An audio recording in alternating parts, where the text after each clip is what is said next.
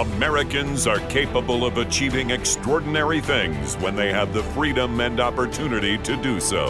This is American Potential. And here's your host, Jeff Crank. Well, thank you for joining us for another episode of American Potential. This is the post-State of the Union session. We're doing this live just moments after the president wrapped up his State of the Union address to Congress. And the reason we have this yearly event is because in the Constitution, it states that the President of the United States must, from time to time, go to the Congress and give the State of the Union. So we are joined by several folks from Americans for Prosperity, and we're going to go to interviews, get their thoughts. We've had watch parties across the United States at AFP chapters throughout the U.S., and we've got several folks here to talk about that with us. First, we're going to go to Ashley Klingenschmidt, who is the Pennsylvania State Director of Americans for Prosperity. Ashley, thanks for joining us. Jeff, thank you so much for having me. Yeah, first of all, you had a big watch party tonight, huh? We did. There are still some people hanging around waiting for the Republican response to commence. But yes, it was an awesome crowd. I'm going to talk about some of the stories that folks shared with us here tonight. But we had almost 50% of the attendees at this event were brand new to AFP, which is so encouraging because it shows there is a real fire in the belly for change, and they wanted to kind of hear what we're doing, what we're all about. So we're very encouraged by that. Well, that's great. Let me just give you a couple of initial thoughts that I had on the President's State of the Union. I've watched State of the Union addresses every year. I don't miss them. But I got to tell you, I thought this one was about the most divisive one I have seen. I thought the rhetoric was extremely divisive. And I got to tell you, I thought it was the politics of division tonight. I thought the president was trying to kind of score political points he kept kind of looking over at the Republicans in the House. I saw some other people, some Republicans kind of being maybe a little bit disrespectful. But for the most part, I thought that it was very divisive by the president. Did you see that as well? Yeah, we agree. And, ultimately, you just said the word rhetoric. And I think, we heard things like price gouging, shrinkflation. But then there's the reality, which is a $5.5 trillion government takeover of this economy that has crushed middle and working class people, just like the folks sitting right behind me, that he, for that hour, claims to stand for and support. And so to everyone here, it was very transparent that it was mere rhetoric. And, there's so many stories that we could share tonight, but a couple here that was a first-time AFP attendee couple, Lindsay and David, both. One is from Fayette County, one is from Allegheny County. They are millennials. And, they just shared how strained life has been. They don't see themselves buying a house anytime soon. Their wages have not kept up with inflation. And what we know is that since January of 2021, real weekly earnings have shrunk 4.4%. And American paychecks are lighter thanks to Bidenomics, and everyone here knew that. And so when he talked about, the plethora of jobs or the state of the economy being strong, it just, it really went over like a lead balloon in this crowd. Yeah, I think, I called it rhetoric. I think it was certainly rhetoric, but I also got this sense, and you alluded to it, that the president was blaming everybody but government for the problem. There's shrinkflation, there's it's the evil corporations. It's everybody except the government that, in his mind, that caused inflation. And we know inflation is caused by government. Did people there get that same sense? Oh, absolutely. And I mean, folks, there was a brand new lady that attended our event tonight. Her name was Kimberly. She's from Plum Borough in Allegheny County that Pittsburgh is housed within. And she uses heating oil. And, we talked about the fact that, like, his energy policies, the president's have hit hard. And since coming into office, she was able to cite that her home heating oil has gone up just shy of 50%. She had that statistic right on hand. And so, yes, absolutely. Yeah, you mentioned that. I wrote some notes as the president was speaking. He talked about the climate crisis. He said lots of things about that, but he didn't mention that the policies that he's implementing on that are costing American families. Right. Absolutely. We also heard folks here just talking about credit card debt. That was a conversation that was going on before we even kicked off the evening, when we were just, getting together, sharing names and a little bit about ourselves. And, I looked this up in anticipation of our time together tonight. There was an ABC headline from February 6th that said Americans' credit card debt has hit a record $1.13 trillion. And that figure has increased by $50 billion this first quarter of 2023. And that, to me, is just like the best illustration of the fact that folks cannot get by. They're paying more, they're getting less, and they are having to figure out, alternative ways to make ends meet. And that has resulted in this just overwhelming figure around credit card debt. And that was a subject that just came up organically as we were all meeting each other here tonight. Yeah, the president, one other thing I'll mention to you, the president talked about debt, and I'm trying to find the comment here. The president said during his State of the Union address that the first couple of years as president, quote, we cut the deficit, the president said. He said, I've been delivering real results in fiscally responsible ways, unquote. We've already cut the federal deficit, he says. We've already cut the deficit over $1 trillion. That claim has been fact-checked numerous times by the Washington Post as untrue. I mean, it is not true. We have added, $4 trillion, $5 trillion just this it's supposed to add another $5 trillion this year alone. We're at $34 trillion in debt. Do the folks in Pennsylvania see that? Do they recognize that the president's frankly not being truthful on that? They did, and moreover, they feel it. I mean, those billion and trillion dollar figures are overwhelming and tough to wrap your arms around. But, we talked here tonight, prices are now about 18% higher. And just the average American household is paying about $11,500 more a year just to maintain the same quality of life as they did pre-Joe Biden. And so, whether or not they believe it, they feel it, they know it. Go to the grocery store. We talked about that, and I'll tell you, we have done a number of events across the Commonwealth connecting people with some of these realities. And the president is coming back to Pennsylvania tomorrow. He's been here, I think, over 24 times in this term, and he's coming back tomorrow morning.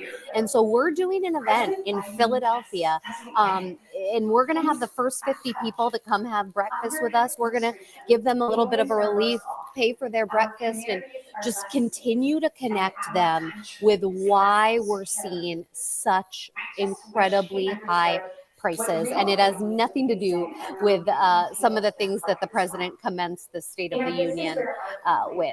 Yeah, he really took no blame for his policies that have caused inflation. He tried to blame, again, corporations and everybody else, Republicans in the thing.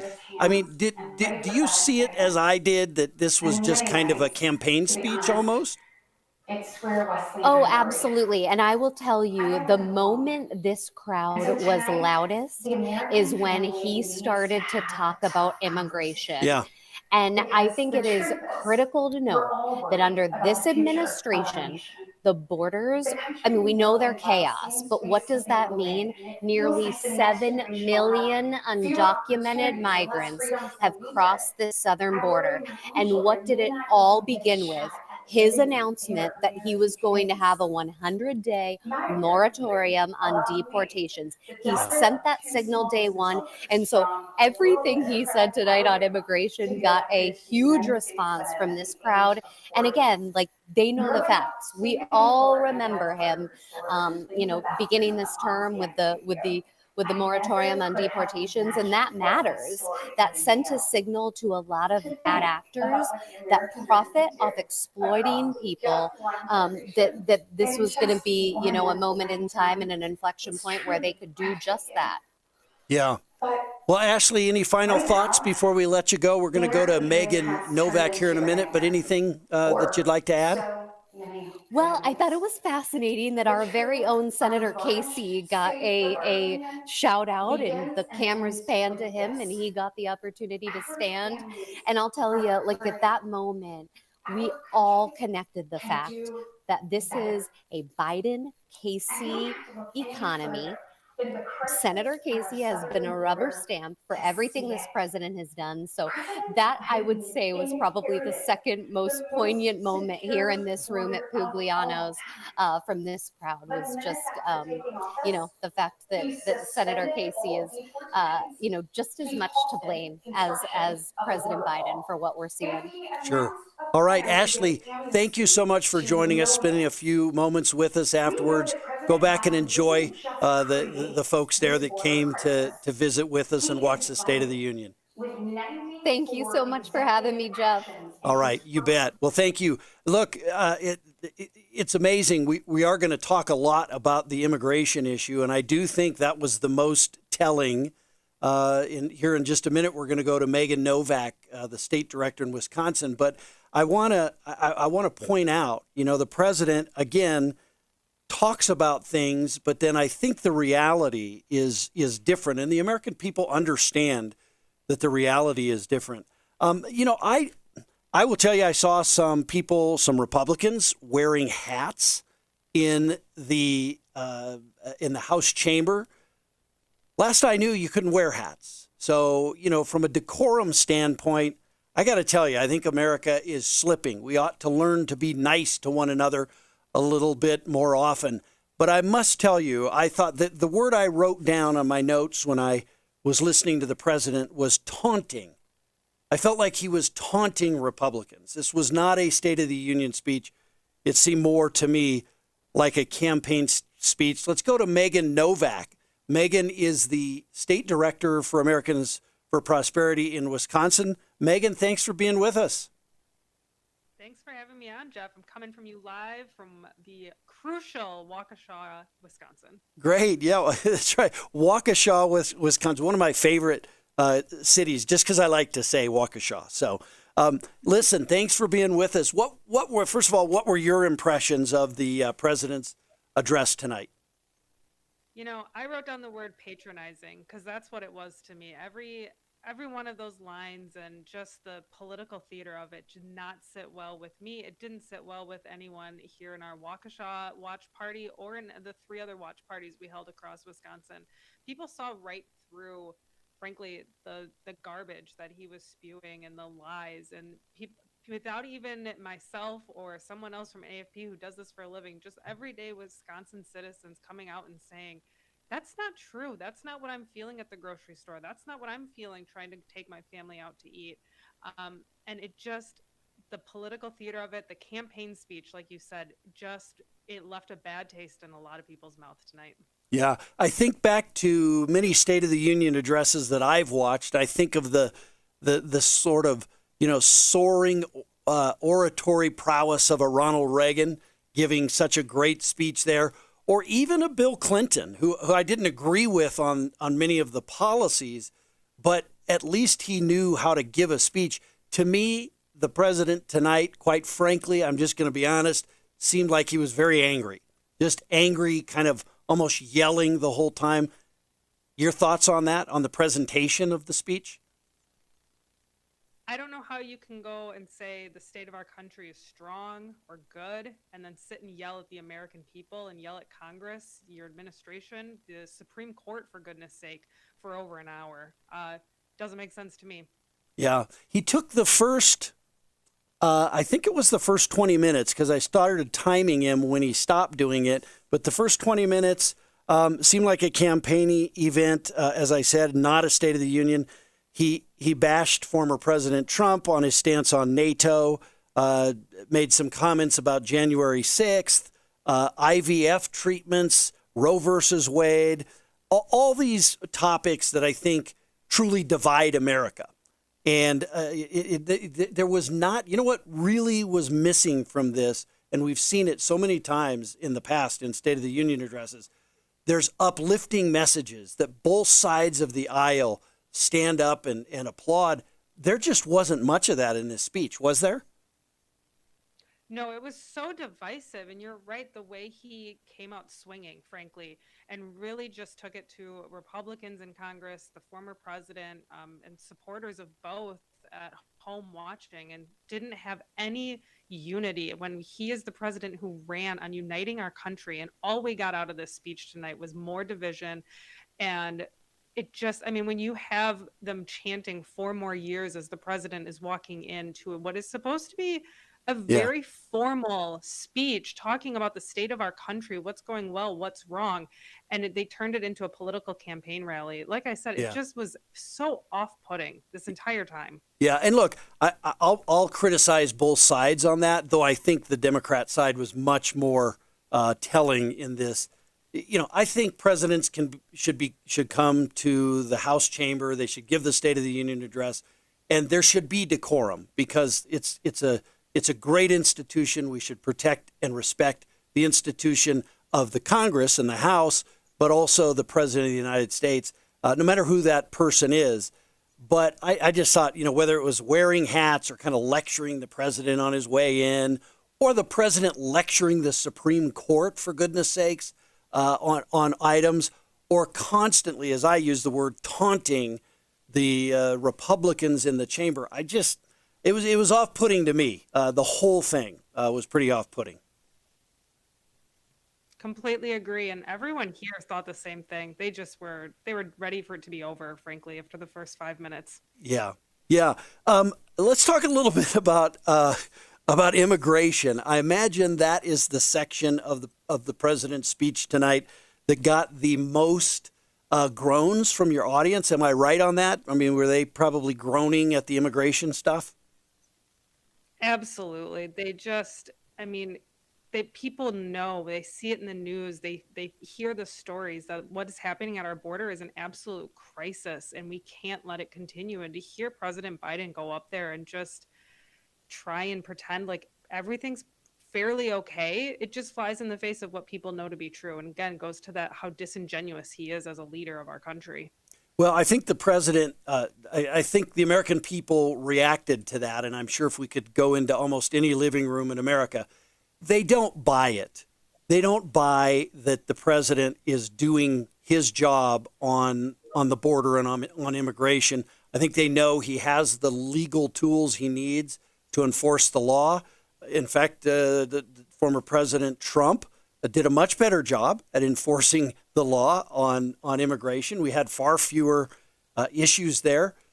But there was no change in law between President Trump and President Biden on the border. They can't seem to get anything passed on the border. So what is the difference between this administration and the previous one on border security? Well, it's the lack of political will to secure the border. I mean, don't the American people understand that? They absolutely do. And they see a president who's, talking on one side of his mouth, but his actions aren't matching it. He's up there tonight saying that we need to do something on the border, when in reality, they know that his message is that we have open borders, and that should not be the case in this country. Open borders are dangerous for our economy, for the future of our country, and we have to close them down and secure our borders so that we can get back on the right track here. Well, and I think people see the connection, to lawlessness and the rule of law. The rule of law is so important to be able to have a rule of law. And again, if people don't like a law, they can change it, but you can't just ignore a law for time immemorial and expect there to be a rule of law. But I think people also see the connection to crime, whether it's the drug crisis, the fentanyl, the issues that are happening at the border. The American people see that, and they're very frustrated by this administration.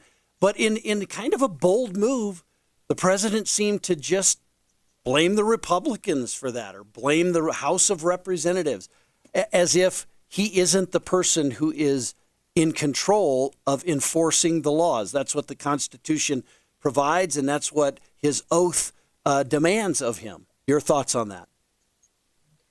It would be really nice if we had, investigative journalists or legitimate fact checkers who would call him out on this lie in his speech, as well as all the other lies that he told.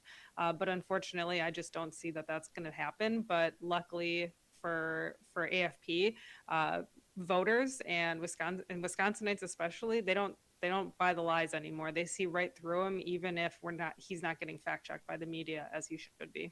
Yeah. Well, Megan, any final thoughts on the speech, or maybe some stories of some folks who came tonight that you'd like to tell us? Yeah, there's two stories I want to share. Okay. The first is not from tonight, but from an event we held over the weekend. We were lucky enough to hold an event at a skating rink, which do still exist, a nice roller skating rink, because in this economy, when people can barely afford groceries, they're certainly not affording family fun. And Sue, the owner of the skating rink, was so thankful to have us host this event and provide just an afternoon of family fun for people. She said that business had not been that good for them since President Biden took office, because families are just putting fun like that to the side. So it was such a cool opportunity to help out a small business in Wisconsin and just to let families relax a little bit and go roller skating for an afternoon and hopefully forget just how bad inflation is and how bad it's hitting their pocketbooks. And then this evening, I'm in crucial Waukesha here in Wisconsin, and we had so many young voters join us tonight for the first time, their first time ever coming to an AFP event. And I think, unfortunately for young voters, they get a really bad rap of, they want the giveaways, they want the big government, they want the free housing, the student loan forgiveness, the free healthcare, et cetera, but not these young voters who came to our event. They saw right through that. They immediately talked about how dangerous that would be to their ability to live out the American dream, to their future, to be able to, have the career, have the family, and do all of the wonderful things that the previous generations have done. And that just really lifted my spirits to know that we've got young people who are thinking critically, who are engaged at such a young age and ready to take action with us to make a difference, and frankly hold Senator Tammy Baldwin accountable for going into lockstep with President Biden on all these horrible policies that are hurting Wisconsinites. Yeah, well, those are great, and it is great to see younger generation folks turning out, particularly to events like this, and pay attention. It's easy for people to not watch the State of the Union address. I'm glad that we do. I watch them. It doesn't matter who the president of the United States is. I think anybody who loves America should watch it, even if sometimes they have to suffer through it. And there were moments I did have to suffer through it tonight, I must admit. But Megan, thank you for joining us. I appreciate it. From Waukesha, Wisconsin. We appreciate you. Thank you, Jeff. All right, great. Yeah, look, I think the president, I talked about how divisive it was. He blamed, one of the things that I think was so amazing, he talked about inflation dropped from 9% to 3%. He's just, some of these numbers just kind of making up and forgetting that there's also 3 years prior to that where the rampant spending from COVID, the COVID spending that has been foisted upon America caused this inflation. And so for people to not understand that, for the president to try and act as though that, was somehow not caused by government is really quite remarkable. He didn't really mention, I don't remember him mentioning $34 trillion in debt. That's our debt. He talked about education. I remember in talking to the president or listening to the president talk about it, he talked about education. He had nothing in there about competition. He had everything he was talking about with regard to education was about spending. Got to spend more on K through 12 education. Spend more, spend. That was his response. And again, we have a budget deficit every year. We have $34 trillion in debt, and we're going to add another $5 trillion this year. Let's go to Jesse Ramos. Jesse is the State Director of Americans for Prosperity in the state of Montana. Jesse, thanks for being with us. Hey, thank you so much for having me, Jeff, and congratulations on the success of this podcast. I just think it's amazing that there's a podcast out here like this that talks about bottom-up solutions and that your message has really resonated with millions of Americans. Well, thanks, Jesse. It's great. And, you know, this is kind of our first experiment. We did one live podcast a few days ago. This is our first sort of live effort right after an event like the President's State of the Union address. So glad to have you on. What part of Montana are you in right now? I'm in Missoula, Montana, so kind of the southwest. Gotcha. Well, listen, first of all, your initial thoughts of the president's speech tonight.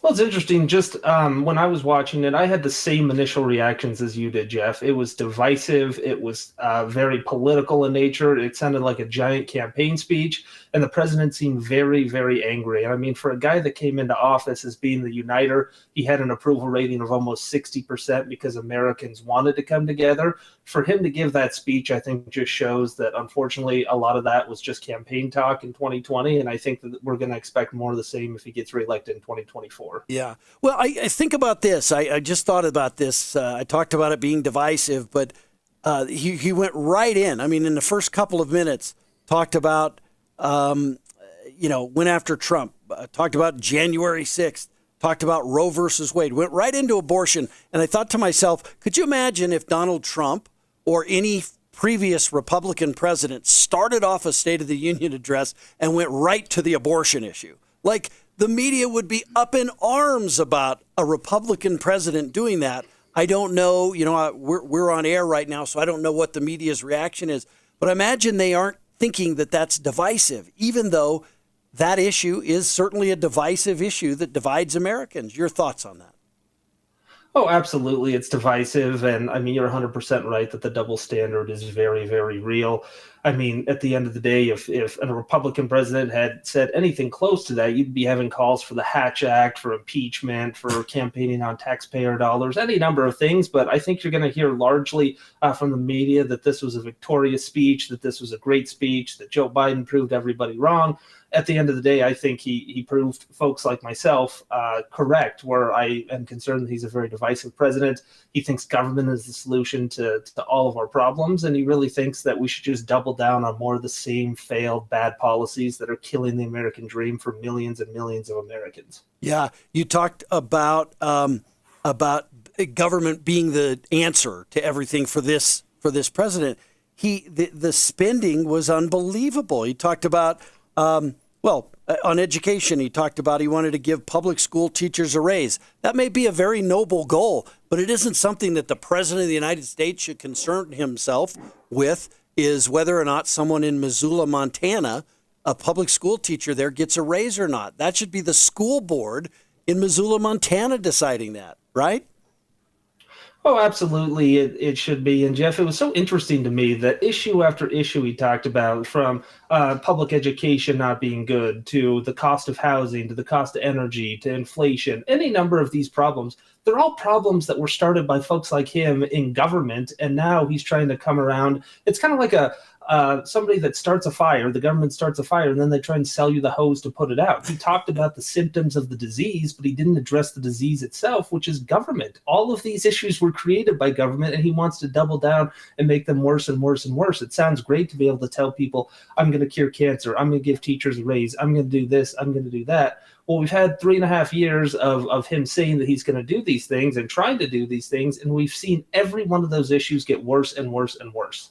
Yeah. Well, I mean, we hear all these great promises, but what we really end up with is $34 trillion of debt and growing. He talked about inflation. He talked about it dropping, he says, from 9% to 3%. He didn't talk about what the cause of inflation is. The cause, of course, of inflation is too much government spending, which happened, certainly some of it was Donald Trump's fault, right, from some of the spending pre-COVID, but it's on steroids now because of COVID. And this president has really accelerated the debt that the American people will someday have to pay. Oh, he absolutely has. And we used to learn in school, I don't know about anymore, but when I was younger, that inflation was always a monetary problem. It was too many dollars chasing too few goods. And we heard time after time this president try and tie it into corporate greed, into shrinkflation, into any number of things. I just find it interesting that all of a sudden he's kind of playing the victim card, that these corporations just waited until Joe Biden was president, and then all of a sudden they decided to raise all these prices just to make him look bad, instead of the more obvious the more obvious answer to that, which is the fact that we had unprecedented levels of spending, unprecedented levels of regulation that caused this, that have been enabled by folks like John Tester in the Senate, like Tammy Baldwin, any number of folks that have ushered in these trillions of dollars of wasteful spending that have unleashed inflation. And Joe Biden, unfortunately, thinks the American people are going to believe that he's the victim in all of this. Yeah. To me, that was one of the worst things that I thought the president did in the speech, quite honestly, was this ridiculous shrinkflation argument. I mean, he kept blaming business and, the evil corporations in his mind, things like that. And, as if that's the cause. It never occurred to him why, even if there is quote unquote shrinkflation, wouldn't it be caused by government causing products to cost more? The rising cost of getting something to market. Maybe they can't put stuff in. I mean, it's not like the free market system isn't going to try and give you the best value on the best product that they possibly can and still make a little bit of profit. It's just that government now with their inflation is not making it possible for companies to have that same profit. So they have to make some kind of change. Yep, absolutely. It's all cause and effect. And I also thought it was very interesting, Jeff, that the president seemed to be talking out of both sides of his mouth. So for a lot of the speech, if you just listened to the speech and you didn't live in America and you weren't going to work every day and trying to put food on the table and seeing your gas prices go up and your grocery prices go up, if you just listened to the rhetoric for a large part of that speech, you'd think we were living in the roaring 20s. You'd think this was the early 2000s and the tech boom. You'd think this was Reagan-era policies where everybody was thriving, where you could afford to have a family with a stay-at-home mom and 3 kids on a single-income household and a thriving middle class. You would think that was the case. And then unfortunately on the ground here, we're seeing it obviously personally, that's not the case. And then when we go talk to voters and folks at the doors, at events, any number of things, and you hear single moms break down in tears to our activists saying that they can't afford to live in the home that they've lived in anymore. They're having to put groceries back on the shelves at the grocery store. They're having to really cut down on how much they drive. They can't take their kids to soccer practice anymore. So it's just two contrasting visions that on one hand, you've got the president saying that these are just thriving roaring 20s. And then on the other hand, you've got the people that are hurting, they're struggling. They feel like the American dream is dying and is dead for them.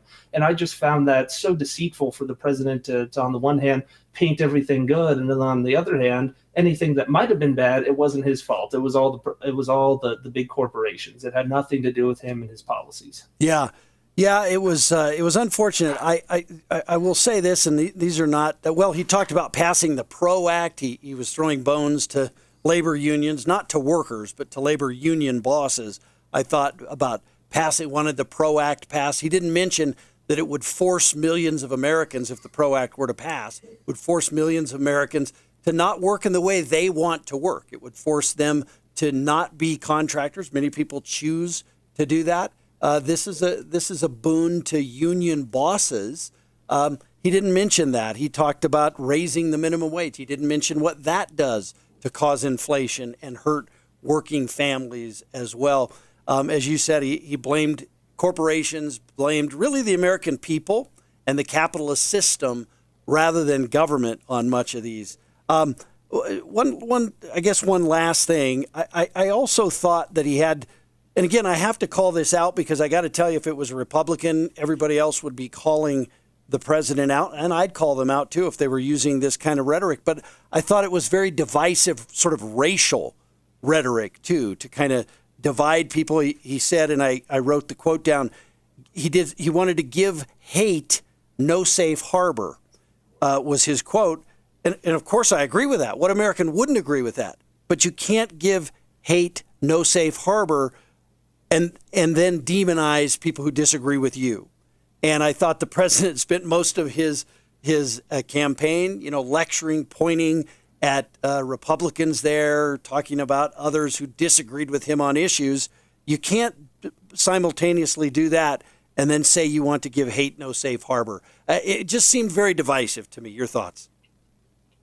Yeah, I couldn't agree more. As a Hispanic American, what I care most about is unleashing opportunity for everybody of every nation, nationality, race, creed, sexual orientation. I think that everybody is better off, our society is better off, our country is better off, our world is better off when government barriers get out of the way and let all groups of people survive and thrive. Unfortunately, talking about different racial groups, those people have been some of the biggest victims of them all when it comes to government overreach, government regulations, any number of things. So if Joe Biden actually cared about those folks, he'd want to unleash the American dream, reignite the American dream by getting out of the way, by letting those people use their unique talents and gifts to help other people, to create businesses, to create jobs, to create revenue, to support themselves and their families. But unfortunately, like you said, he's not doing that. He's going to cheap political talking points. He's trying to divide Americans in hopes that he can win back some support ahead of his election. One quote, too, that I wrote down, and I go back to it. I mean, I just can't imagine a Ronald Reagan or a Jimmy Carter or an FDR, or a Gerald Ford saying this, but at one point during the immigration comments that he was trying to tell people that his policies weren't what's causing the mass hysteria and confusion and problem at the border. He looked at the Republicans and he said, quote, "I know you know how to read," talking about a bill. I mean, he's talking to members of Congress, like talking down to them. I know you know how to read. It just, I don't know.